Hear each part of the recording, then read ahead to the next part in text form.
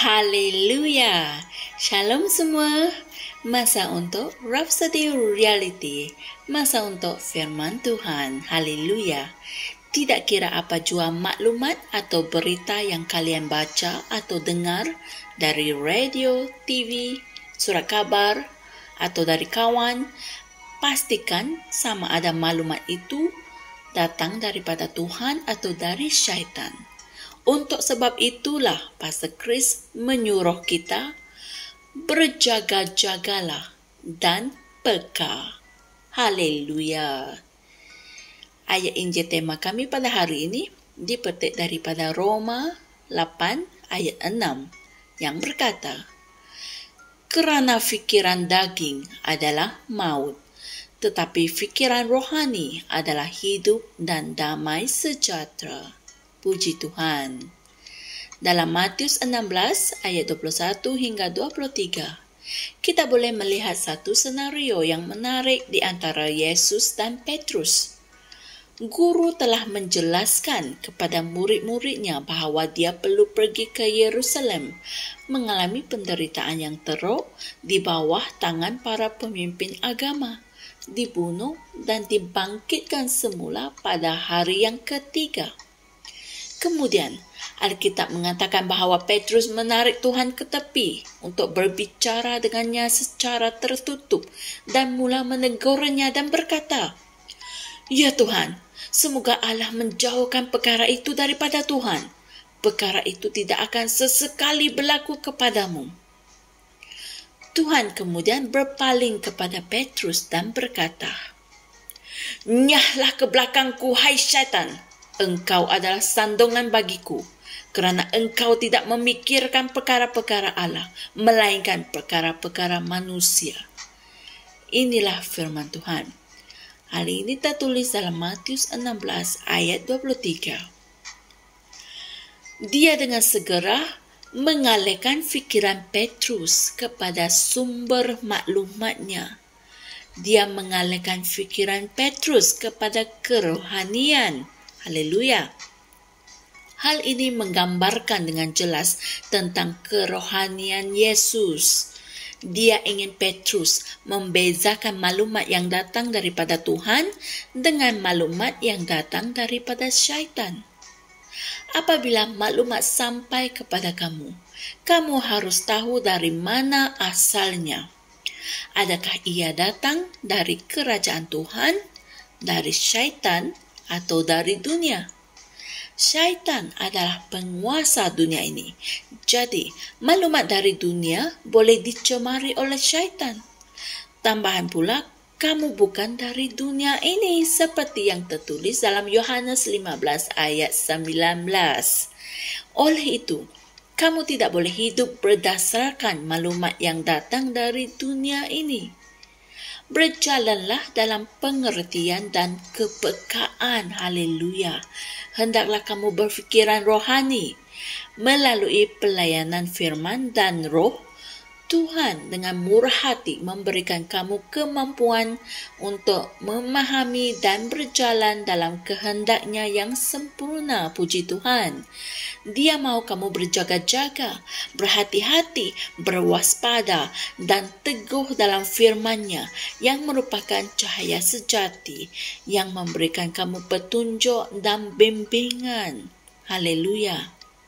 Sekiranya ada maklumat yang datang dan ianya bukan daripada Tuhan, yang bertujuan untuk membuat kamu menyimpang dari jalan kebenaran, maka oleh rohnya kamu akan mendengar suaranya ketika kamu mengikuti kebenaran Injil. Haleluya. Itulah salah satu sebab mengapa doa Paulus untuk jemaah adalah sangat penting. Dalam Kolose 1 ayat 9, dia berkata, "Sebab itu, kami tidak berhenti-henti berdoa untuk kamu, sambil memohon supaya kamu dipenuhi dengan pengetahuan kehendaknya di dalam segala kebijaksanaan dan pengertian rohani." Inilah doa Paulus. Nyatakan perkara ini kepada dirimu sendiri selalu. Istiharkanlah bahawa kamu berjaga-jaga dan bijak selalu. Kamu dipenuhi dengan pengetahuan mengenai kehendak Tuhan dalam segala kebijaksanaan dan pengertian rohani. Haleluya!